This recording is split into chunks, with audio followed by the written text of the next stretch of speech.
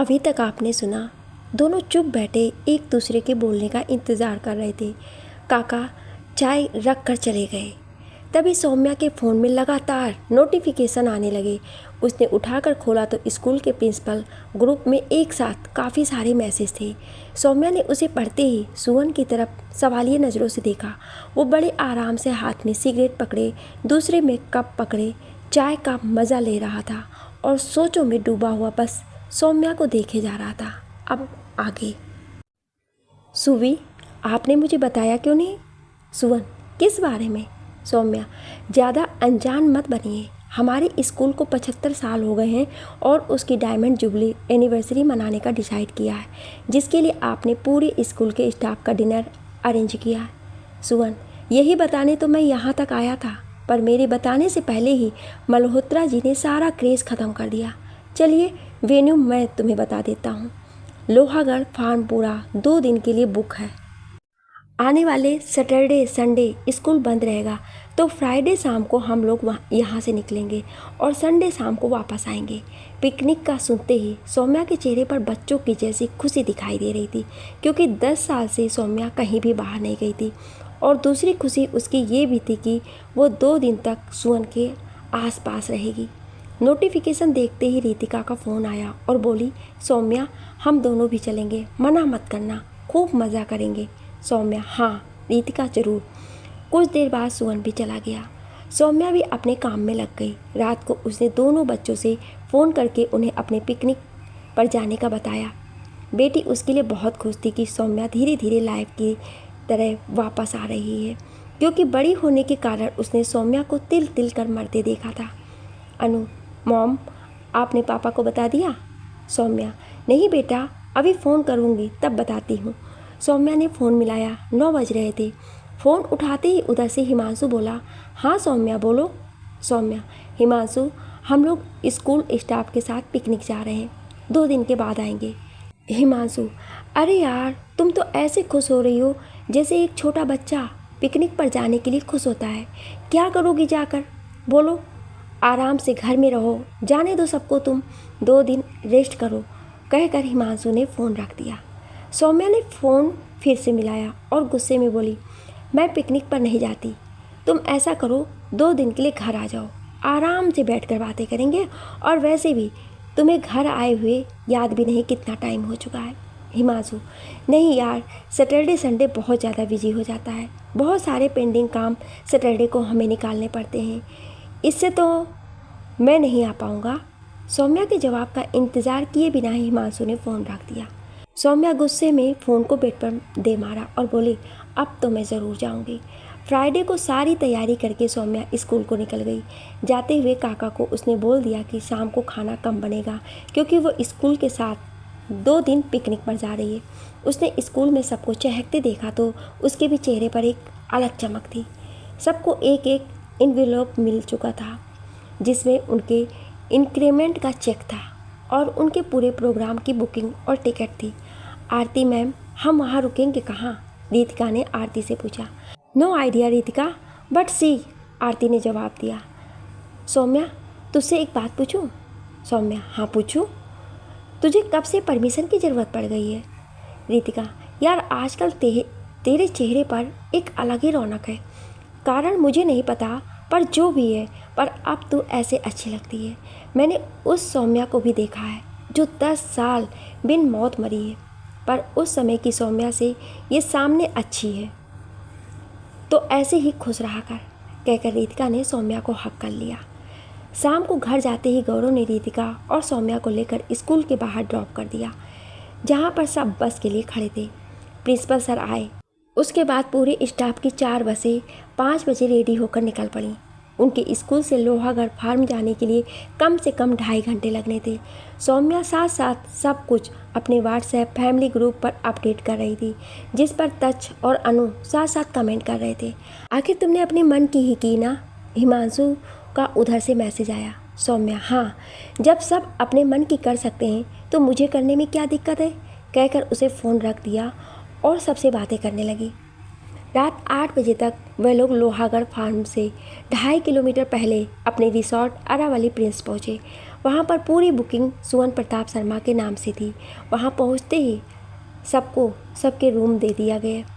हर room में 2 की sharing थी और हर रूम के बाहर दोनों शेयरिंग के नाम लिखे हुए थे। पर ये क्या, रितिका और सौम्या को लग रहा था उन दोनों को एक रूम दिया गया है, पर रितिका के साथ अंजलि को रखा गया था और सौम्या को सिंगल रूम दिया गया।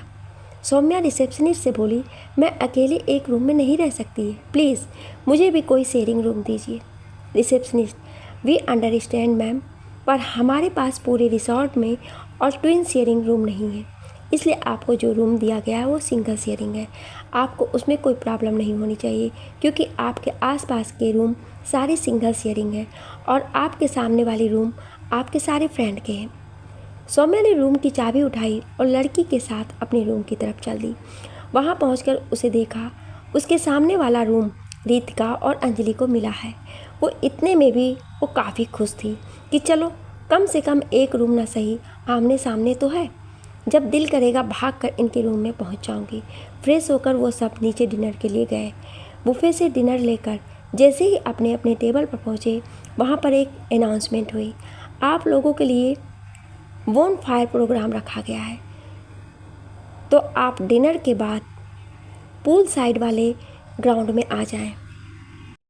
सबके लिए ये सब बहुत एक्साइटेड था क्योंकि हर कोई अपनी अपनी ज़िंदगी की भाग दौड़ में लगा था। किसी के पास भी अपने लिए टाइम नहीं था।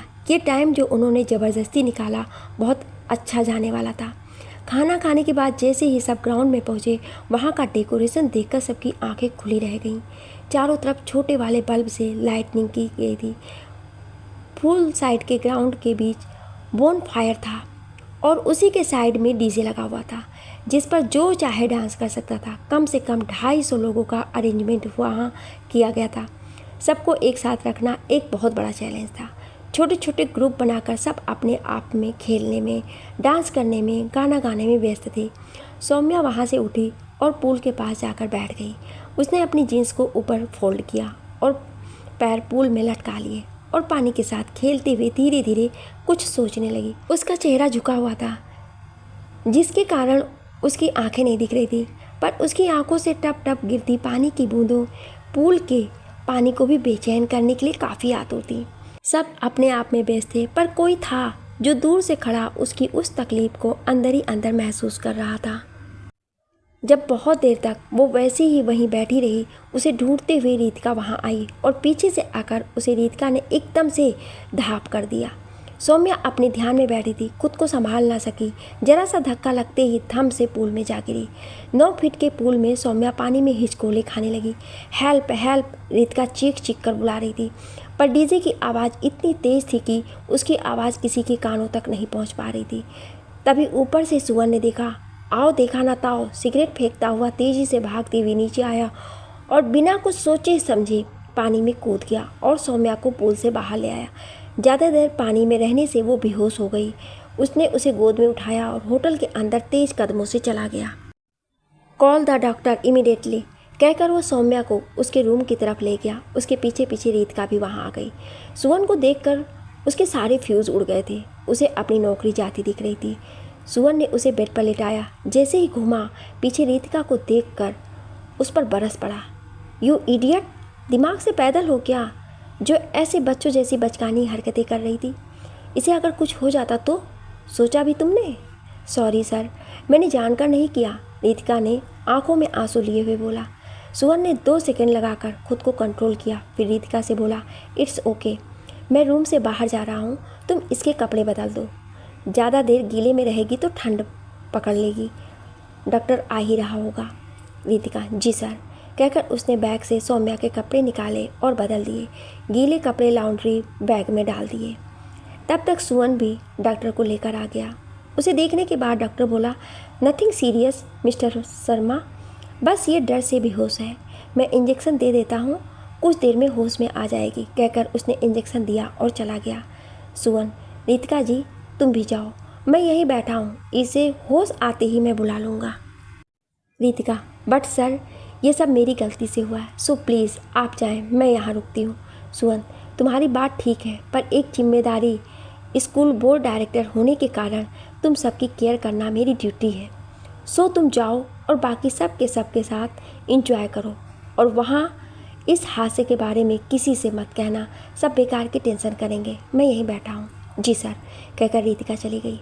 सुवन वही कुर्सी लेकर बेड के पास होकर बैठ गया। सौम्या के हाथ को अपने दोनों हाथों में लिया और भरे गले से बोला, प्लीज़ सौम्या, आंखें खोलो। अभी तो तुम्हें मैंने ध्यान से देखा भी नहीं है, तुम जानती भी नहीं हो कि तुम्हारे बिना सुवन का वजूद कुछ नहीं है। वो बहुत देर तक वैसे ही बैठा खुद से बातें करता रहा और रोता रहा। तभी सौम्या के शरीर में थोड़ी सी हलचल हुई। सुवन जल्दी से उठकर, सौम्या कैसी हो तुम, ठीक हो, कहकर उसके माथे पर हाथ फेरते हुए बोला। जी मैं ठीक हूँ, शुक्रिया मुझे बचाने को, कहकर सौम्या उठकर बैठ गई। जैसे ही उसने अपने कपड़े देखे वो एकदम शॉक हो गई और जल्दी से उठते हुए बोली, चलिए सुवन, बाहर चलते हैं, सब परेशान हो रहे होंगे, कहकर जैसे ही वो बेड से उतर कर चली, सुवन ने उसका हाथ पकड़ा और झटके से उसे खींचकर अपनी बाहों और सीने में जकड़ लिया। उसकी आंखों में आंसू थे जो सौम्या के चेहरे पर गिर रहे थे। सौम्या को समझ नहीं आया कि ये क्या हुआ है। वो खुद को सुवन की बाहों से छुड़ाने लगी। सुवन प्लीज़ छोड़ो मुझे, कोई आ गया तो मुसीबत हो जाएगी। सौम्या, तुम्हें सबकी चिंता है, मुझ पर क्या बीती, इतने समय में ये 1 मिनट को भी सोचा नहीं तुमने, कहकर सुवन ने अपनी बाहों की पकड़ ढीली कर दी। तड़ाक! सौम्या ने कुछ भी सोचे समझे बिना सुवन के मुंह पर एक जोरदार थप्पड़ लगा दिया और गुस्से से बोली, तुम अच्छे से जानते हो सुवन, मैं शादीशुदा 2 बच्चों की माँ हूँ, फिर भी तुमने मेरी बेहोशी का फ़ायदा उठाकर मेरे कपड़े बदले और पता नहीं क्या क्या किया, और अब ये सब, मुझे उम्मीद नहीं थी तुमसे। छी, कितना भरोसा था मुझे हमारी दोस्ती और तुम पर, किंतु तुम भी बाकी सब के जैसे ही निकले ना। मैं खुश थी कि 2 दिन यहाँ तुम्हारे साथ रहूँगी, सारा दिन साथ घूमूंगी, खूब बातें करूँगी, पर आज जो तुमने किया उसके बाद मैं यहाँ नहीं रुकूंगी, अभी घर जा रही हूँ। सौम्या गुस्से से बोलती हुई बाहर निकल गई। सुवन वहीं खड़ा उसे जाते हुए देखता रहा। उधर दूसरी तरफ बेंगलुरु में हिमांशु फ़ोन पर किसी विवेक से बात कर रहा था। यार, आजकल सौम्या बहुत ज़्यादा बागी हो गई है, अपने दिल की करती है और पहले से नॉर्मल भी हो गई है। विवेक, क्या उसने दवाइयाँ बंद कर दी है? हिमांशु, मुझे नहीं पता है, मैं 8 महीनों से घर नहीं गया, तुमने ही तो मना किया था ना जाने को, सो मैं गया ही नहीं। विवेक, क्या कह रहे हो तुम, 8 महीने से तुम आए ही नहीं, और तुमने ये भी नहीं ध्यान दिया कि वो दवाई ले रही है या नहीं। तुम अच्छे से जानते हो उसका दवाई लेना कितना ज़रूरी है। अगर उसने दवाई छोड़ दी और उसे सच्चाई का पता चल गया तो तू बास्टर्ड, तुम्हें आइडिया नहीं कि वो क्या कर सकती है, समझे तुम? विवेक ने चिल्लाते हुए फ़ोन पटक दिया। सौम्या गुस्से में अपने आंसू साफ करती हुई तेज कदमों से चलती हुई बाहर लॉन में चल रही पार्टी में पहुंची। उसे वहां देखते ही रितिका उसके भागते हुए उसके पास आई और उसके गले लगकर रोते हुए बोली, सौम्या यार, मुझे माफ़ कर दे, मेरे एक मजाक से तेरी जान बन गई थी, अगर तुझे कुछ हो जाता तो मैं सबको क्या मुंह दिखाती। सौम्या, वो सब छोड़, तू ये बता, मेरे साथ इसी वक्त घर चलेगी या यहीं रुकेगी? तो मैं अकेले चली जाती हूँ। रितिका, घर? अभी? इस वक्त? पर हुआ क्या ये बताएगी मुझे? सौम्या, ये मेरे कपड़े देख कर भी तुझे समझ नहीं आया कि क्या हुआ है? तो यहाँ आराम से पिकनिक एंजॉय कर रही है और वहाँ सुवन सर ने मेरी बेहोशी का फ़ायदा उठाकर मेरे साथ क्या क्या कर लिया होगा। मुझे यही सोच सोच कर भी खुद से शर्म आ रही है। रितिका, तू पागल हो गई है क्या? सौम्या ऐसे ही कुछ भी बोले जा रही है। डायरेक्टर सर ने तेरे साथ कुछ भी ऐसा वैसा नहीं किया है और बिन सच्चाई जाने उन पर ऐसे ही इल्ज़ाम लगाए जा रही है। सौम्या, क्या बिना सच्चाई जाने? तुझे कुछ पता नहीं पता? रितिका, तू तो यहाँ बैठी मस्ती कर रही थी, तुझे तो यहाँ फन करना ज़रूरी था, बजाय इसके कि सौम्या कहाँ है ना? रितिका, सौम्या, जिस टाइम तू बेहोश हुई थी तब से लेकर डॉक्टर के आने तक मैं भी डायरेक्टर सर के साथ उसी कमरे में थी। तेरे कपड़े भी मैंने बदले, डॉक्टर आए, तेरे को इंजेक्शन देकर गए, तब भी मैं वहीं थी। उसके बाद सर ने मुझे बाहर भेज दिया ताकि किसी को ये पता ना चले कि तेरी हालत ऐसी है, वरना सब यहाँ पैनिक हो जाते, सबकी पिकनिक का मज़ा ख़राब हो जाता। और तू उन पर इल्ज़ाम लगा रही है? उन्होंने तो तेरी जान बचाने के लिए खुद ही पानी में कूद गए बिना किसी का वेट किए। सच में हिमांशु के यहाँ न रहने से तेरा दिमाग भी सक्की होता जा रहा है। हर इंसान में तुझे गंदा इंसान नज़र आता है जो सिर्फ तेरा फ़ायदा उठाना जानता है। पर ट्रस्ट मी, डायरेक्टर सर ऐसे नहीं है। मैंने उनकी नज़रों में एक सच्चाई और पवित्रता देखी है। फिर भी चलना है तो चल, लेकिन अभी नहीं, सुबह चलेंगे यहाँ से। अभी हमें कोई भी गाड़ी नहीं मिलेगी। सौम्या वहाँ खड़ी खड़ी अपने किए पर पछता रही थी। वो पार्टी छोड़कर अपने कमरे में चली गई और आते ही उसने व्हाट्सएप पर सुवन को सॉरी का मैसेज किया। सुवन ने कोई रिप्लाई नहीं दिया। मैसेज सीन कर लिया पर कोई रिप्लाई नहीं दिया। उसके बाद उसने फिर से सॉरी कहा पर फिर भी कोई रिप्लाई नहीं मिला और लास्टली उसने फ़ोन को बंद करके रख दिया और लेट गई, पर आंखों से नींद कोसों दूर थी। मन में एक बेचैनी और एक पश्चाताप था कि बिना सोचे समझे उसने सुवन पर हाथ क्यों उठाया। इसी सोच में बैठे बैठे उसे कब नींद आ गई पता ही नहीं चला। नींद सुबह खुली जब रितिका उसे कॉल कर रही थी। सौम्या, हाँ रितिका बोल। रितिका, जाग जा, 6 बज गए हैं। तुम्हें यहाँ से घर निकलना है या फिर लोहागढ़ सबके साथ घूमने चलना है, डिसाइड कर, फिर मुझे बता, उसी हिसाब से मैं रेडी हो जाऊँगी। सौम्या, यार लोहागढ़ चलेंगे, जिसके लिए इतने एक्साइटेड होकर यहाँ तक आए थे। सो तू भी रेडी हो जा, मैं भी होती हूँ, कहकर सौम्या भी अपना बैग से कपड़े निकालने लगी। उसे समझ नहीं आ रहा था कि वो क्या पहने। आखिरकार उसने रेड टॉप और जीन्स पहने, साथ में स्पोर्ट्स शूज, आंखों में धूप का चश्मा, बालों को खुला छोड़कर एक छोटा सा क्लचर लगाया और गले में एक प्रिंटेड स्कार्फ लिया। एक हाथ में घड़ी और एक हाथ में ब्रेसलेट तो ऑलरेडी था ही। रेडी होकर जब वो नीचे पहुंची तो उसने चश्मा उठाकर अपने सर पर टांग रखा था। अंजलि, यार सौम्या, आज तुम गजब लग रही हो। सौम्या ने मुस्कुराकर थैंक्स कहा। रितिका, पर इस तारीफ के बीच में ये भी याद रख कि हमारा ब्रेकफास्ट हो चुका है, तुम ऑलरेडी लेट हो। सौम्या, कोई बात नहीं, मैं जल्दी से करके आती हूँ, फिर निकलते हैं, कहकर उसने जल्दी जल्दी ब्रेकफास्ट किया और जाकर सबके साथ बस में बैठ गई। बस वहाँ से रवाना होकर 15 मिनट में लोहागढ़ फार्म पहुँच गई। वहाँ फार्म के अंदर में हर कोई अपनी पसंद की गेम खेलकर बच्चा बनकर अपने बचपन में जाने को आतुर दिख रहा था। इन सब एक्टिविटी के बीच सौम्या की नज़रें सुवन को ढूंढ रही थी, पर सुवन उनके साथ वहाँ नहीं आया था। पर उसे तो आना था, क्यों नहीं आया? सौम्या खुद ही सवाल करके खुद ही जवाब दे रही थी। उसे सुवन को फ़ोन मिलाया, सुवन ने फ़ोन काट दिया। 2-3 बार ऐसा ही हुआ। सौम्या का दिल किसी भी काम में नहीं लग रहा था। जैसे जैसे शाम होती जा रही थी, सौम्या का दिल की बेचैनी भी बढ़ती जा रही थी। उसे रह रहकर अपने किए पर खुद पर गुस्सा आ रहा था। शाम को बस वापस रिसॉर्ट आई और सब थक कर बाहर की घास पर बैठ गए।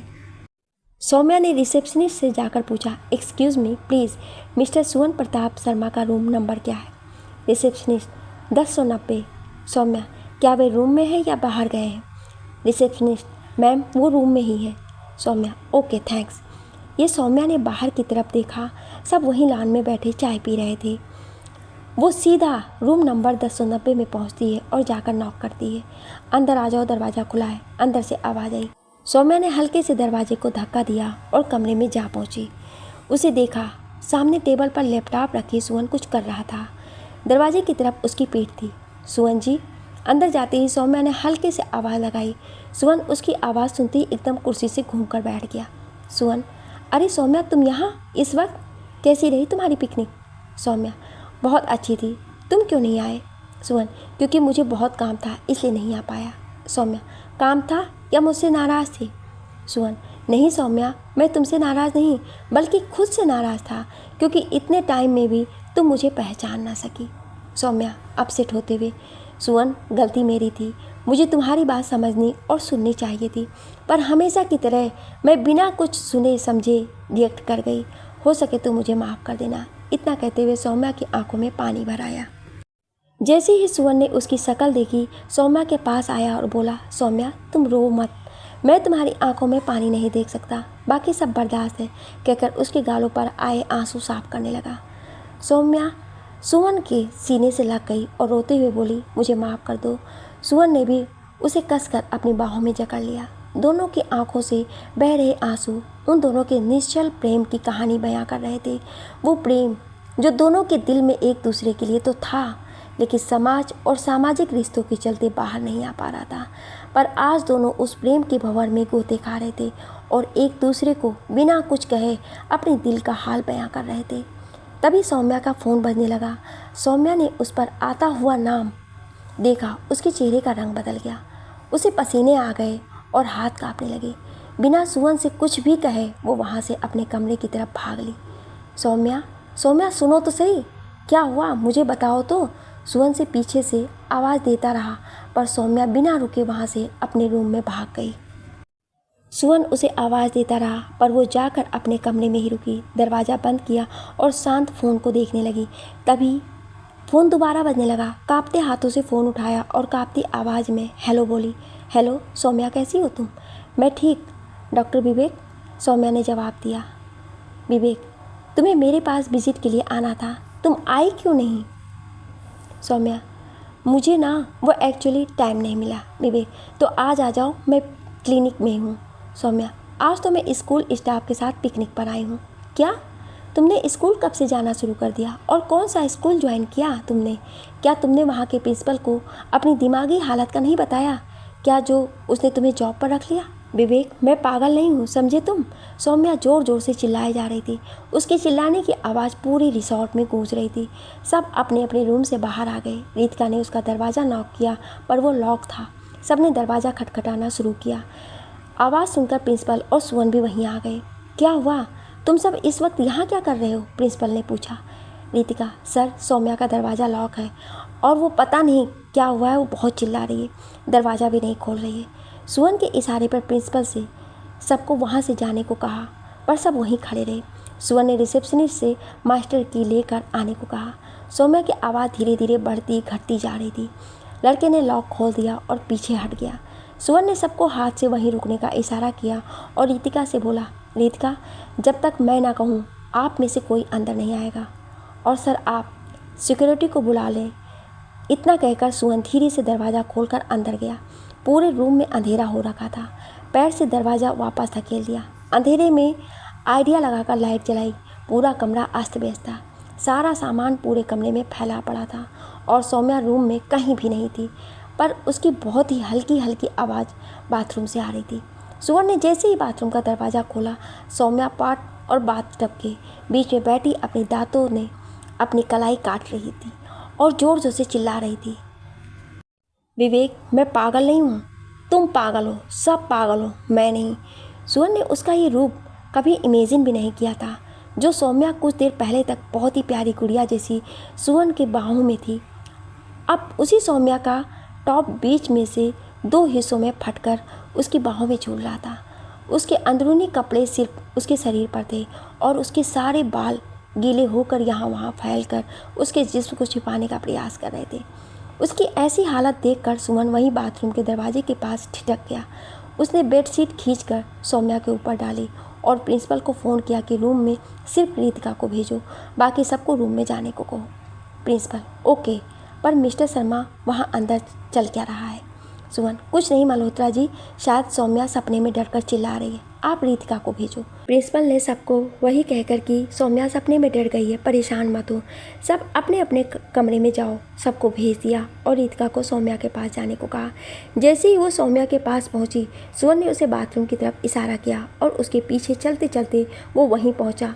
सौम्या को देखकर रितिका चिल्लाती उससे पहले ही सुवन ने उसके मुंह पर हाथ रखकर उसे चुप रहने को कहा और आराम से जाकर सौम्या को उसी हाल में बेडशीट में लपेटकर बाहर लाकर बेड पर लिटा दिया।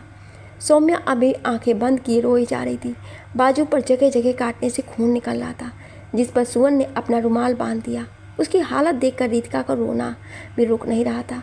रितिका, अब तुम रोना बंद करो और सौम्या को संभालो, तब तक मैं डॉक्टर को लेकर आता हूँ, कहकर वो जल्दी से बाहर निकल गया। बाहर जाते ही उसने सबसे पहले विश्व को फ़ोन किया और सब बताता है। विश्व ये सुनकर सदमे में था और बोला, मैं डॉक्टर को लेकर सीधा वहीं आ रहा हूँ और कुछ भी हो मुझे बताते रहना, मुझे 10 मिनट लगेंगे वहाँ तक आने में, तब तक उसे और खुद को संभाल लेना, कहकर विश्व ने मेदांता की डॉक्टर रूपाली श्रीवास्तव, काल्पनिक चरित्र जो कि न्यूरोलॉजिस्ट थी, को कॉल किया और उसे सब बताकर अपने साथ चलने को कहा।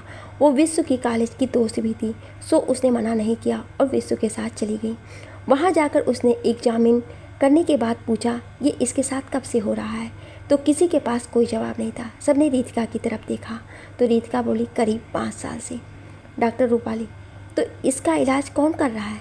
सब चुप थे क्योंकि किसी को कुछ भी नहीं पता था। सो रूपाली ने उसे नींद का इंजेक्शन दे दिया और बोली, इसे सोने दो, कल सुबह हॉस्पिटल लेकर आना, तब इसके कुछ टेस्ट करेंगे, देखते हैं फिर बताते हैं इन्हें क्या हुआ है, कहकर वो चली गई। बीच रास्ते में विश्व ने पूछा, रूपाली बता सकती हो तुम्हारे हिसाब से इसे क्या हुआ है? डॉक्टर रूपाली 2 मिनट के लिए चुप हुई और फिर बोली, अगर मैं गलत नहीं हूँ तो इसे बाइपोलर डिसऑर्डर हुआ है। बाकी सुबह टेस्ट में पता चल जाएगा, चिंता मत करो विश्व, सब ठीक हो जाएगा। रितिका को उसके कमरे में भेजने के बाद सुमन सौम्या के पास बैठ गया और उसे बहुत ही ध्यान से उसका चेहरा देखता रहा। तभी उसे उसके फ़ोन का ख्याल आया। उसने फ़ोन को उठाकर खोलना चाहा पर वो लॉक था। बड़ी कोशिशों के बाद भी फ़ोन खुला नहीं। वो जानना चाहता था कि आखिरी कॉल जो आया था वो किसका था और ये विवेक कौन है जिसका नाम लेकर सौम्या चिल्ला रही थी। यही सब सोचते सोचते वो लेट गया। नींद उसकी आंखों से कोसों दूर जा चुकी थी, लेकिन कुछ तो था जो सुमन के दिमाग में क्लिक कर रहा था और वो उसकी जड़ तक पहुंचने की कोशिश में कर रहा था, क्योंकि जिस सौम्या को वो जानता था वो सौम्या ये नहीं थी। फिर ये ऐसे कैसे हुई? इसी को सोचते सोचते उसने पूरी रात गुजार दी। सुबह जैसे ही सुमन की आंख खुली उसने सौम्या को अपनी बाहों में सोए हुए पाया। वो बिल्कुल छोटे से खरगोश के बच्चे जैसी उसकी बाहों में सिमटी पड़ी थी। वो चाह कर भी अपनी बाह नहीं हिला रहा था जिससे उसकी नींद खराब ना हो जाए, पर सिगरेट की तलब उठ रही थी, उसे भी वो रोक नहीं पा रहा था। सो धीरे धीरे करके अपनी बाजू खींचनी शुरू की। हलचल से सौम्या की आंख खुल गई। उसका मुंह एकदम सुमन के मुंह के पास था। सुमन को अपने रूम के बेड पर अपने इतने करीब देखकर वो चौंक गई और एकदम से उठकर बैठ गई। कभी वो खुद को देखती तो कभी अपने साथ आधे से लेटे हुए सुमन को और कभी कमरे को। कमरा उसका था, लेकिन सुमन इस वक्त यहाँ क्या कर रहा था उसे समझ नहीं आ रहा था कि ना ही उसे उस रात को कुछ याद था। वो कुछ कल जैसे रिएक्ट करती उससे पहले ही सुमन बोल पड़ा, सौम्या अब तुम्हारी तबीयत कैसी है? सौम्या, मैं ठीक हूँ, पर तुम यहाँ कैसे? सुमन के कुछ जवाब देने से पहले ही रितिका, अंजलि, आरती जी और बाकी 10-12 लोग दरवाज़ा खोलकर सीधा अंदर आ गए। उनको देख सौम्या अंदर ही अंदर शर्म से पानी पानी हो रही थी कि वो सब सुमन को उसके साथ देखकर उसके बारे में क्या सोचेंगे। सोमी, कैसी है तू और तेरा हाथ कैसा है? उसकी कलाई पकड़कर रितिका ने पूछा। सौम्या ने अपने हाथ की तरफ देखा। मैं तो ठीक हूँ, पर मुझे ये चोट कैसे लग गई रितु? अरे सौम्या मैडम, आप ना कल रात सपने में लोहागढ़ वाले सांड से फाइट कर रही थी और चिल्ला रही थी। वो तो गनीमत है कि समय पर शर्मा जी और रितिका मैम ने आकर सांड को आपके हाथों से शहीद होने से बचा लिया, वरना वो बेचारा तो बेमौत मारा जाता आपके इन नाजुक से हाथों से, कहकर मिश्रा जी ने चुटकी ली। सब खिलखिलाकर हंसने लगे और सौम्या झेप कर इधर उधर देखने लगी। उसे समझ आ गया था कि सुमन उसके रूम में क्या कर रहा था। उसने सुमन की तरफ देखा। वो बाहर बालकनी में ग्रिल के साथ पीठ टिकाए उसी को देखता हुआ सिगरेट पी रहा था। सुमन ने अंदर आकर सबसे पूछा कि तुम सबको आज दोबारा लोहागढ़ जाना है क्या? सबने हाँ कहा। उसने रितिका की तरफ देखा, वो भी हाँ कह रही थी। सौम्या चुपचाप बैठी थी। सौम्या, आप भी जाना चाहेंगी? सौम्या, नहीं सर, मैं रेस्ट करूँगी, मेरा सर दर्द हो रहा है।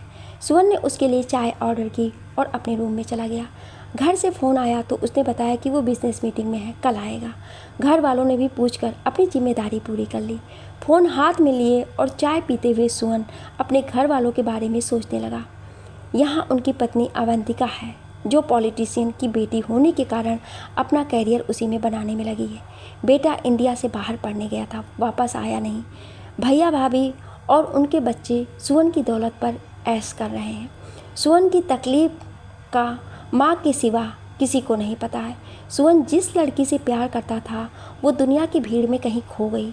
बहुत खोजने के बाद भी जब वो नहीं मिली तो माँ ने सोचा अवंतिका से शादी करके शायद सुमन उसे भूल जाएगा, पर ना अवंतिका ने उसे भूलने दिया ना वो भुला पाया। विश्व ने आकर डोर नॉक किया।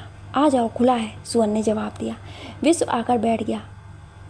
पीछे पीछे ही उसकी चाय भी आ गई। उसने सुमन के कंधे पर हाथ रखा। सुमन की आंखों में पानी था। अरे यार, तू परेशान क्यों हो रहा है? सब ठीक हो जाएगा, तू चाय ख़त्म कर, जल्द कुछ ज़रूरी काम करने हैं, विश्व बोला। सुमन, सबसे ज़रूरी काम तो सौम्या को हॉस्पिटल लेकर जाना है, पर कैसे ये समझ नहीं आ रहा है। वो आसानी से तो जाएगी नहीं। विश्व, सौम्या को हॉस्पिटल कल लेकर चलेंगे, आज नहीं। आज संडे, रूपाली हॉस्पिटल नहीं आएगी, वो कल मिलेगी, तो आज पहले बाकी काम कर लेते हैं। सुहन को समझ नहीं आ रहा था कि विश्व किस काम के बारे में कह रहा है, पर वो बिना मतलब के कुछ नहीं बोलता था, तो इसलिए उसे ज़्यादा सवाल जवाब करने ज़रूरी नहीं समझा और चाय ख़त्म करके रेडी होकर उसके साथ चल दिया। जैसे ही वो दोनों सौम्या के कमरे के आगे पहुँचे, सौम्या ने दरवाज़ा खोल दिया और उनको देखते ही बोली, मैं आपके रूम में आ रही थी, आप कहीं जा रहे हैं क्या? सुहन, हाँ मैं थोड़ा काम से जा रहा था। कुछ काम है बताओ? सौम्या, आप अंदर आ सकते हैं क्या? विश्व सुहन अंदर चले गए। सौम्या, मुझे आपको शुक्रिया बोलना था क्योंकि मुझे याद नहीं रात को क्या हुआ, पर आपने मुझे संभाला ऐसा मुझे लग रहा है। विश्व ने सुहन की तरफ देखा और सौम्या से बोला, सौम्या कल रात का तुम्हें बिल्कुल भी याद नहीं? सौम्या, नहीं सुहन। विश्व, आप मुझे बता सकती हो कि आपको ये परेशानी कब से है? सौम्या, कौन सी परेशानी है? विश्व जी, मैं तो एकदम फिट हूँ। हाँ, कभी कभी मुझे सर दर्द शुरू हो जाता है, पर उसके बाद क्या होता है वो मुझे पता नहीं चलता है। बस जब सुबह उठती हूँ तब सब भूल चुकी होती है। ये विवेक कौन है? सुहन ने अगला प्रश्न किया। विवेक का नाम सुनते ही सौम्या एकदम घबरा गई। विवेक? आप विवेक को कैसे जानते हैं? सुहन, मैं जानता नहीं, पर तुम रात को बार बार विवेक का नाम ले रही थी इसलिए पूछा। सौम्या, विवेक मेरा डॉक्टर है जिससे मेरा पिछले 5 साल से ट्रीटमेंट चल रहा है। मुझे नहीं पता मुझे क्या हुआ है, जब भी सर दर्द होता है इसी की दी हुई दवाई खा लेती हूँ। सुहन, चलो तुम टेंशन मत लो, तुम लोहागढ़ तो जा नहीं रही हो तो रेस्ट करो, मैं थोड़ा सा काम निपटा कर आता हूँ, कहकर सुहन विश्व के साथ निकल गया। गाड़ी में बैठते ही बोला, अब बता क्या काम है? सौम्या के घर चलना है सुहन, विश्व ने जवाब दिया। सुहन, सौम्या के घर? पर क्यों? वो तो यहाँ है। विश्व, हाँ वो यहाँ है, पर उसके घर चलकर गिरधारी काका से उसकी बीमारी की कुछ जानकारी और दवाइयों के बारे में पता करना है जो वो ले रही है। मैंने कल का डॉक्टर रूपाली के साथ अपॉइंटमेंट सेट कर दिया है, तुम जाकर दिखा आना, कहकर विश्व ने गाड़ी सौम्या के घर की तरफ मोड़ दी। घर पहुँचने पर गिरधारी काका को फ़ोन किया। काका ने बोला कि वो सब्जी लेने बाहर आ रखा है, अभी घर आ रहा है। काका के घर आते ही वो दोनों काका के साथ सौम्या के कमरे में गए। वहाँ पर उन्हें सामने टेबल पर कोई दवाई नहीं मिली। सुहन, गिरधारी, यहाँ पर सौम्या की दवाई रखी थी, वो सब कहाँ है? काका, नहीं साहब, यहाँ तो बिटिया की कोई दवाई नहीं होती है, ना ही मैंने कभी देखी है। सुहन, ये विवेक कौन है? काका, विवेक बड़े साहब के दोस्त हैं और डॉक्टर हैं, जब कभी बिटिया बीमार होती है तो वहीं उनको देखते हैं। मुझे विवेक का नंबर चाहिए, ये तुम्हारी जिम्मेदारी है, तुम कहाँ से मुझे वो नंबर ला कर देते हो, कहकर सुहन विश्व को लेकर वहाँ से निकल गया। विश्व जिस दिन रात को हम सौम्या की तबीयत खराब होने पर उसके घर आए थे, यहाँ टेबल पर काफ़ी सारी दवाइयाँ रखी हुई देखी थी, आज वहाँ एक भी दवाई नहीं है। अगर सौम्या दवाइयाँ साथ लेकर गई है तो उसे रात को वो दवाई खाई क्यों नहीं? मुझे कुछ समझ नहीं आ रहा है और कुछ काला भी दिख रहा है, पर क्या, ये ढूंढ कर रहूँगा, कहकर सुहन रिसोर्ट की तरफ चल दिया। रास्ते भर वो यही सोचता जा रहा था कि सौम्या को कल हॉस्पिटल कैसे और किस बहाने से ले जाया जाए, क्योंकि कहने पर वो जाने से रही। सोचते सोचते रिसोर्ट आ गया और वो दोनों उतर कर अपने कमरे में चले गए। सुहन, घर से कोई फ़ोन आया था क्या? विश्व ने पूछा। सुहन, हाँ, मैंने कह दिया कि मैं एक बिजनेस मीटिंग में हूँ, 2 दिन के बाद आऊँगा। वैसे भी माँ के अलावा वहाँ मुझे खोजता कौन है, पैसे ख़त्म हो गए होंगे। विश्व, ओके, अब ये बता तूने आगे क्या सोचा है, सौम्या को हॉस्पिटल कैसे लेकर जाना है? इस बारे में तो मैं तुझे कल ही बताऊंगा, कहकर सुमन ने लैपटॉप खोला और उसमें कुछ ढूंढने लगा। विश्व उसके पास जाकर बगल में बैठ गया। जैसे ही बीच में उसकी सर्च देखी, उसके मुंह पर एक शैतानी स्माइल आ गई और बोला, मैं जानता था तू यही ढूंढेगा सुमन, क्या करूँ, मजबूरी है, ढूंढना पड़ेगा। उसने वहाँ से विवेक का नंबर उठाया और विवेक को कॉल किया और बोला, हेलो डॉक्टर विवेक। डॉक्टर विवेक, मैं बोल रहा हूँ, आप कौन बात कर रहे हैं? सुमन, मैं मिस्टर शर्मा बात कर रहा हूँ मुंबई से, मुझे आपसे कुछ जानकारी चाहिए, उम्मीद है कि आप मना नहीं करेंगे। डॉक्टर विवेक, किस बारे में आपको जानकारी चाहिए मिस्टर शर्मा? सुमन, सौम्या के बारे में। डॉक्टर विवेक, सौम्या? सौम्या कौन? सुमन, सौम्या हिमांशु कौशिक, अब याद आया आपको? डॉक्टर विवेक, जी बिल्कुल याद आया, पर आप कौन हैं? और वैसे भी मैं अपने किसी भी पेशेंट की केस हिस्ट्री उनके फैमिली मेम्बर्स के अलावा और किसी के साथ शेयर नहीं करता, उसके लिए आपको हिमांशु से परमिशन लेनी पड़ेगी। सुमन, जानता हूँ डॉक्टर, पर मैं सिर्फ ये जानना चाहता हूँ सौम्या को कौन सी बीमारी है जिसका इलाज आप कर रहे हैं, इसके अलावा और कुछ नहीं पूछना है आपसे। डॉक्टर विवेक, आपको एक बार में समझ नहीं आता कि आपको सौम्या के बारे में कुछ भी जानने से पहले उनके हस्बैंड हिमांशु से परमिशन लेनी पड़ेगी, लगभग चिल्लाते हुए विवेक ने कहा और फ़ोन रख दिया। विवेक न्यूरोलॉजिस्ट था और उसकी प्रोफाइल में उसके नाम के साथ पॉजिटिव थिंग्स कम और नेगेटिव ज़्यादा लिखी हुई थी, जिनको पढ़ने के बाद सुवन के दिमाग ने अलग तरह से सोचना शुरू किया। शाम हो चुकी थी, सबके रिसोर्ट से निकलने का समय हो गया। सब अपना अपना सामान लेकर रिसोर्ट कंपाउंड में इकट्ठे हो गए थे और बातें कर रहे थे। सौम्या भी रितिका के साथ खड़ी बातें कर रही थी। रितिका उसे आज के दिन की सारी बातें बता रही थी। दूर कुर्सी पर बैठा सुवन बातें तो विश्व के साथ कर रहा था, पर दिमाग और नज़रें उसकी सौम्या पर ही थी। वो पूरी प्लानिंग कर चुका था कि सौम्या को कल डॉक्टर रूपाली के पास कैसे लेकर जाना है। बस आते ही सब उसमें अपना अपना सामान रखने चल दिए। रितिका, तुम चलो, मैं मिस्टर शर्मा को थैंक्स कहकर आती हूँ, कहकर सौम्या अपना सामान बस में रख के सुवन की तरफ बढ़ गई और सुवन के पास जाकर बोली, शुक्रिया सुमन, आपने मेरे लिए बहुत किया, जिसे मैं एहसान कहकर छोटा नहीं करूँगी, परंतु अगर मैं आपके किसी काम आ सकूँ तो वो मेरे लिए बहुत बड़ा सौभाग्य होगा। सुवन, बिल्कुल, तुम मेरे काम आ सकती हो, बताओ मेरी एक मदद करोगी? सौम्या ने उसकी तरफ मुंह उठाकर देखा तो बड़ी गंभीर मुद्रा में सौम्या की तरफ देख रहा था। सौम्या, हाँ जी बताओ, ज़रूर करूँगी। सुवन, कल मुझे रूटीन चेकअप के लिए हॉस्पिटल जाना है। विश्व को किसी ज़रूरी मीटिंग के लिए जाना है, तो ये मेरे साथ नहीं जा सकता है, तो क्या तुम मेरे साथ हॉस्पिटल चल सकती हो? हाँ सौम्या, चली जाओ, ये वैसे भी हॉस्पिटल के नाम से डरता है, कहकर विश्व हंस दिया। सौम्या, पर मेरा कल स्कूल है। सुवन, मैं मिस्टर मल्होत्रा से बात करके आपका अरेंजमेंट लगवा दूंगा। सौम्या ने 2 मिनट सोचा, कहूँ या ना कहूँ, फिर बोली, सुवन, मैं आपको मैसेज करके बताती हूँ, कहकर उसने हाथ आगे बढ़ाया और चली गई। विश्व ने सौम्या के जाने के बाद सुवन को बहुत मजाक उड़ाया, क्या यार, तुझे तो लड़की पटानी भी नहीं आती। सुवन, जब लड़की पटाने की उम्र थी तब ये लड़की बहुत ढूंढी पर मिली नहीं, और अब जब ये मिली तो लड़की पटाने की उम्र निकल गई। विश्व, तब लड़की पटाना भूल गए क्या तू, कहकर दोनों हंसने लगे।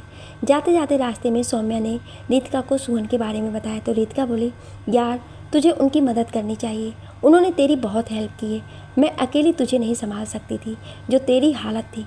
उसकी बात सुनकर उसे रास्ते में से ही सुवन को मैसेज कर दिया कि वह सुबह 7 चलने के लिए तैयार है, टाइम बता दीजिएगा और कहाँ आना है, और ये भी मैं आपको वहीं मिलूँगी। मैसेज देखते ही सुवन ने रिप्लाई किया, मैं कल आपको खुद ही पिक करने आऊँगा। उधर दूसरी तरफ विवेक ने फ़ोन रखते ही हिमांशु को फ़ोन मिलाया और उससे मिस्टर शर्मा के बारे में बताया और उसे सारी बात बताई जो उसके और सुवन के बीच में हुई थी। हिमांशु, क्या तुम मुझे उसका नंबर दे सकते हो जिस नंबर से फ़ोन आया था? डॉक्टर विवेक, नहीं दे सकता, वो कोई प्राइवेट नंबर था, उस पर नंबर शो नहीं हो रहा था। हिमांशु, पर ये था कौन जो सौम्या के बारे में जानना चाह रहा था? कहीं ऐसा तो नहीं इसे हम लोगों के प्लान के बारे में पता चल गया हो? डॉक्टर विवेक, मुझे नहीं पता हिमांशु, ये तुम्हारी प्रॉब्लम है, तुम देखो और पता करो ये कौन है, कहकर विवेक ने फ़ोन रख दिया। लेकिन चिंता की लकीरें उसके और हिमांशु के माथे पर ऊपर आई थी। हिमांशु ने घर फ़ोन करके गिरधारी काका से सौम्या के बारे में जानना चाहा। काका ने बताया सौम्या अभी पहुंची नहीं है। हिमांशु, काका घर पर कोई और भी आया था? गिरधारी उसे बताना चाहता था, सुवन के डर से उसने अपना मुंह नहीं खोला। नहीं बड़े साहब, कोई नहीं आया था। हिमांशु, ठीक है, सौम्या आएगी तो उसको कह देना मुझे फ़ोन कर लेगी। सौम्या ने आकर अपना सामान बेड पर रखा और चेंज करने चली गई। काका, बिटिया बड़े साहब का फ़ोन आया था, उनको आप फ़ोन कर लो। सौम्या, कर लूँगी काका, पहले आप मुझे चाय पिला दो, कमरे में ले आना, मैं वहीं जा रही हूँ, कहकर वो अपने कमरे में आकर लेट गई। साइड के टेबल के ऊपर उसकी सारी दवाइयाँ वैसी ही लगी हुई थी जैसे वो छोड़ कर गई थी। उसने उसमें से एक गोली निकाली और खा ली और हिमांशु को फ़ोन किया। हिमांशु ने उसे ज़्यादा पूछताछ नहीं की, पिकनिक का पूछा और ये कहा कि शायद अगले हफ्ते वीकेंड पर आ सकता है। सौम्या ने कोई जवाब नहीं दिया, शायद उसे हिमांशु के ये कहने के पीछे भी कोई मकसद लग रहा था। सौम्या अगले दिन सुबह 7 बजे सोकर जागी। देखा साइड टेबल पर खाना ढका रखा था। बिटिया, तुमने तो रात को खाना ही नहीं खाया, मैं लगाकर चला गया था, चाय रखते हुए गिरधारी बोला। काका, नींद आ गई थी। काका, आज मैं स्कूल से एक दोस्त के साथ जा रही हूँ, मुझे कुछ काम है, तो आप अपना खाना बनाकर खा लेना, मैं शाम को ही आऊँगी। सौम्या ने चाय पीते हुए कहा। ठीक है बिटिया, कहकर काका चले गए। ठीक 9 बजे सुवन ने फ़ोन किया और वो गाड़ी में नीचे वेट कर रहा है। सौम्या तैयार होकर नीचे आ गई और वहाँ से वो दोनों हॉस्पिटल निकल गए। वहाँ जाकर डॉक्टर रूपाली के केबिन में पहुँचे। विश्व पहले से ही वहाँ बैठा था। सुवन, विश्व को तो किसी मीटिंग में जाना था, ये यहाँ कैसे आ गए? आइए सौम्या जी बैठिए, डॉक्टर रूपाली बोली। सौम्या बैठ गई। उसे लग रहा था कि शायद सुवन अपने चेकअप के लिए आया है। जैसे ही डॉक्टर रूपाली ने उससे क्रॉस क्वेश्चन करने शुरू किए तो वो परेशान हो गई और बोली, सुवन, आप मुझे झूठ बोलकर यहाँ लेकर आए हो ना? सुवन, हाँ सौम्या, उसके लिए मैं तुमसे सॉरी बोलता हूँ, पर जो कल मैंने तुम्हारी हालत देखी थी उसके बाद ज़रूरी हो गया था कि मैं तुम्हें यहाँ डॉक्टर रूपाली के पास लेकर आऊँ। तुम सीधे सीधे आती नहीं, इसलिए मुझे तुम्हें यहाँ पर इस तरह लेकर आना पड़ा। सौम्या, ओके, तो आप क्या जानना चाहते हो मुझसे डॉक्टर रूपाली? मुझे सिर्फ ये जानना है कि तुम्हें परेशानी कब से है। सौम्या जी, आप परेशान मत होइए, मुझे सिर्फ आपका एक ब्लड टेस्ट करना है और उसके साथ आपका ब्रेन का MRI, ताकि मैं ये जान सकूं कि किस वजह से कल आपकी हालत ऐसी हो गई थी। सौम्या मना करना चाह रही थी, पर वो इससे पहले कुछ बोलती सुवन ने उसके हाथ के ऊपर एक हाथ रखा और धीरे से बोला, सौम्या इधर देखो, मेरी तरफ, तुम्हें मुझ पर भरोसा है ना? सौम्या ने मुंह उठाकर सुवन की तरफ देखा और हाँ में गर्दन हिला दी। तो प्लीज़ मना मत करो और रूपाली को टेस्ट करने दो। उसे ब्लड टेस्ट के लिए हाथ आगे कर दिया और उसके बाद MRI कराकर सुवन के साथ वापस घर चली आई। रास्ते में बोली, सुवन, आप मुझे सच बोलकर भी हॉस्पिटल ले जा सकते थे, आपने झूठ क्यों बोला? सुवन, सौम्या, तुम मना कर देती जैसे अभी कर रही थी, तो तुम इन टेस्ट से प्रूव क्या करना चाहते हो कि मैं पागल हूँ? सौम्या गुस्से में रोती हुई बोली। सुवन ने गाड़ी साइड पर रोकी और अपने दोनों हाथों में उसका चेहरा लिया और बोला, पगली, जान ले लूँगा उसकी जो तुम्हें पागल कहेगा या कहने की कोशिश करेगा। सौम्या ने आंखें बंद कर ली। सुवन ने उसके माथे पर किस किया और बोला, तुम परेशान मत हो, कल रिपोर्ट आने दो, फिर देखते हैं। मुझे वही पहले वाली सौम्या। इतना कहकर वो चुप हो गया। सौम्या के दिमाग से उसकी आखिरी लाइन घूम रही थी और सुवन का दिमाग टेस्ट रिपोर्ट पर। दोनों अपनी ही सोचों में घर को निकल चले। दोनों की रात आंखों आंखों में निकल गई। सौम्या उस बात को लेकर सो नहीं पाई कि सुवन ने ऐसा क्यों कहा और सुवन उसके टेस्ट की रिपोर्ट को लेकर सो नहीं पाया। सुबह जल्दी उठकर रोज की तरह वॉक पर गया। वहाँ से आते ही बाहर गार्डन में न्यूज़पेपर लेकर बैठ गया। सामने नौकर आकर चाय रख गया। तभी अवंतिका आकर पास बैठ गई और बोली, इस बार इलेक्शन में पापा की जगह मैं टिकट ले रही हूँ। सुवन, मैं मना करूँगा तो तुम मान जाओगी? बोलो। अवंतिका, मैंने तुम्हें सिर्फ इन्फॉर्म किया है। सुवन, तुमसे परमिशन नहीं मांगी है। तुम्हारी शादी उसी गंवार से होनी चाहिए थी जो तुम्हें पसंद थी। पता नहीं क्यों पापा ने मुझे तुम्हारे गले बांध दिया। सुवन, तो इसका जवाब अपने पढ़े लिखे पापा जी से पूछो। श्रीमती जी, मैं इसका जवाब क्या दूँ तुम्हें? कहकर वो चाय पीने लगा। भाभी ने बताया तुम 2 दिन से घर नहीं आए, जान सकती हूँ कहाँ थे तुम? सुवन, भाभी ने जब ये बता दिया तो बाकी भी पूछ लेती। अवंतिका, पूछ तो रही तुमसे, तुम बता दो। सुवन, क्यों? मैंने पूछा कि तुम 15 दिन से रमन देसाई के घर पर क्या कर रही थी। देसाई का नाम सुनते ही अवंतिका आग बबूला हो उठी और खड़े होकर चिल्लाते हुए बोली, सुवन, तुम मेरी जासूसी करवा रहे हो? सुवन, अवंतिका, मुझे उसकी ज़रूरत नहीं है। तुमने पहले मुझे अपने फ़ायदे के लिए इस्तेमाल किया, अब रमन देसाई को कर रही हो। बहुत पछताओगी एक दिन। यू बास्टर्ड, तुम्हारी ये हिम्मत कि तुम मुझसे ऐसे बोलो? कहकर अवंतिका ने उसका कॉलर पकड़ लिया। सुवन झटके से उठा। उसके उठने से अवंतिका झूले पर गिर गई। उसका हाथ पकड़कर उसके सीने के पास ले जाते हुए बड़े प्यार से बोला, मिसेस शर्मा, इन नाजुक कलाइयों का इस्तेमाल जिस काम के लिए करती हो उनके लिए ही करो, मुझ पर इनका प्रयोग ही ना करो, यही तुम्हारे लिए बेहतर होगा। कहकर अंदर चला गया और माँ से नाश्ता लगवाने को कहकर अपने रूम में चला गया। जैसे ही नहाकर निकला, विश्व का फ़ोन आ गया। मैं आ रहा हूँ, रेडी रहना, हॉस्पिटल चलना है। हॉस्पिटल में विश्व और सुवन डॉक्टर रूपाली के केबिन में बैठे उसका वेट कर रहे थे। डॉक्टर रूपाली सौम्या की रिपोर्ट के लिए केबिन में आती है। उसे देखते ही विश्व पूछता है, रूपाली, तुमने रिपोर्ट देखी, क्या आया है? डॉक्टर रूपाली थोड़ी सी गंभीर होते हुए, हाँ विश्व, देखी, न्यूज़ कुछ ठीक नहीं है। विश्व, मतलब? सौम्या के ब्लड में ड्रग्स का ओवरडोज मिला है, वही उसके ब्रेन पर भी असर कर रहा है। विश्व, तुम कहना क्या चाहती हो? सौम्या ड्रग्स लेती है? रूपाली, नहीं विश्व, मैं ये कहना चाहती हूँ कि सौम्या को ड्रग्स दिया जा रहा है जिससे वो सिर्फ जिंदा लाश बन जाए या इतनी आदी हो जाए कि खुद को ख़त्म कर ले। सुवन जो अब तक बैठा दोनों की बातें सुन रहा था बोला, डॉक्टर कौन सा ड्रग्स मिला है सौम्या के ब्लड में, मैं जान सकता हूँ? Mister Suvan, you can not believe she is used crystal meth. Suvan, what? Crystal meth? उसका मुंह आश्चर्य से खुला रह गया। रूपाली, हाँ, अगर मरीज रोज़ाना इसका प्रयोग करता है तो वो इसका आदी हो जाता है। इसके बाद उसकी नींद डिस्टर्ब होने लगती है, चिड़चिड़ापन होने लगता है और ब्रेन डैमेज होता है, मेमोरी लॉस होने लगती है। इससे मेमोरी में गैप आना शुरू हो जाता है जिससे वो धीरे धीरे इंसान जिंदा लाश की तरह हो जाता है, जिसमें व्यक्ति अपनी सोचने और समझने की शक्ति को खो जाता है। इसमें वो रियलिटी से बिल्कुल दूर चले जाता है, कोई भी चीज़ ढंग से नहीं बना पाता है और ना ही ठीक से सोच पाते हैं और उन्हें पैनिक अटैक आने शुरू हो जाते हैं, जिसे तुम उस दिन सौम्या में देख चुके हो। अब वो ये ड्रग खुद ले रही है या उसे दिया जा रहा है ये नहीं पता, और कब से वो ले रही है ये नहीं पता, क्योंकि उसके ब्लड में वो 7.8 रेशियो में मिला है, जिसका मतलब वो उसकी आदी हो चुकी है। हम उसे वापस भी नहीं ला सकते क्योंकि बंद करते ही पैनिक अटैक से वो कोमा में भी जा सकती है। I am sorry wish, I am totally helpless and can not do anything for Saumya, कहकर रूपाली चली गई। सुवन वहीं गुमसुम बैठा रिपोर्ट हाथ में लिए उसे देखता रहा। विश, सुवन चले।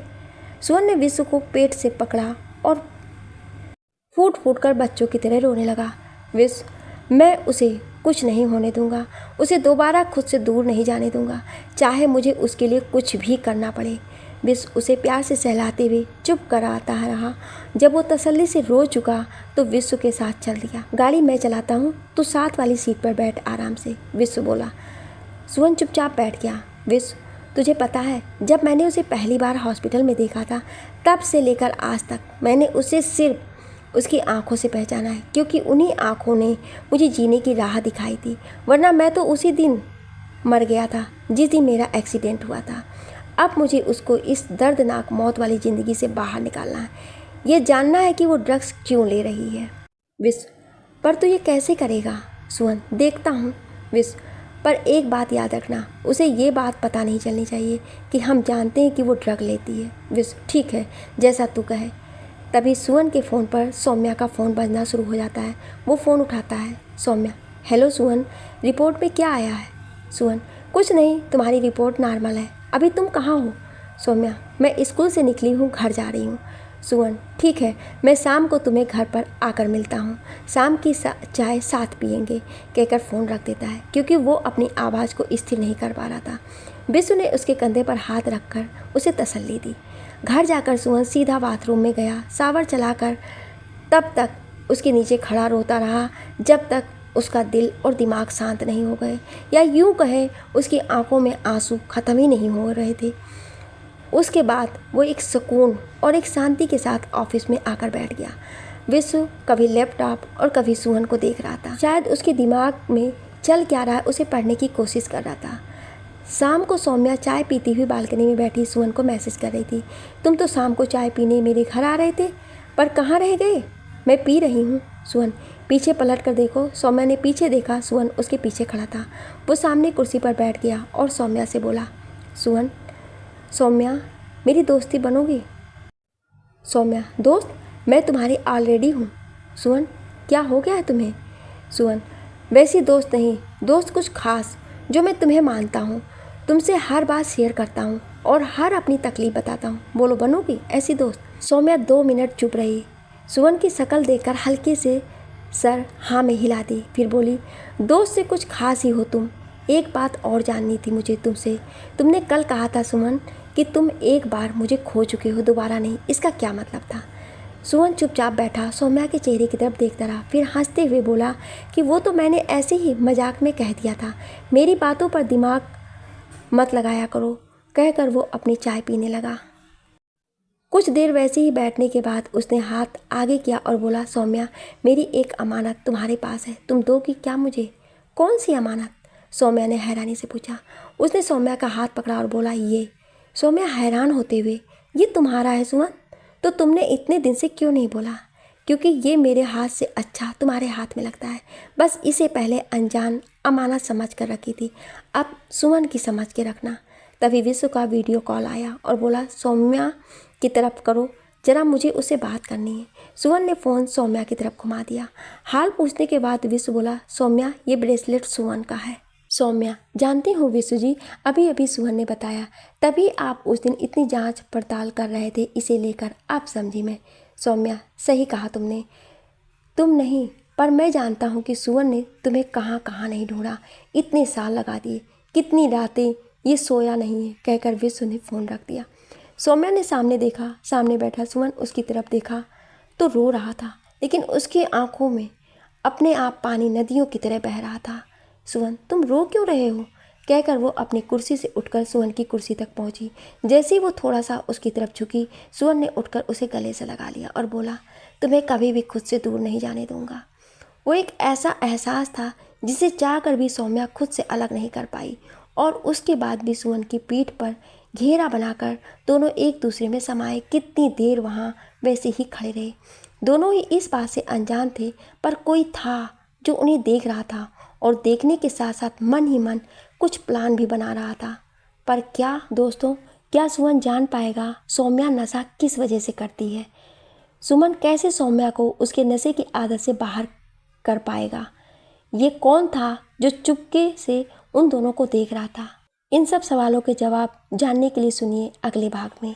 क्या आप अगला भाग सुनना चाहते हैं तो कमेंट में यस जरूर लिखिएगा। Thank you.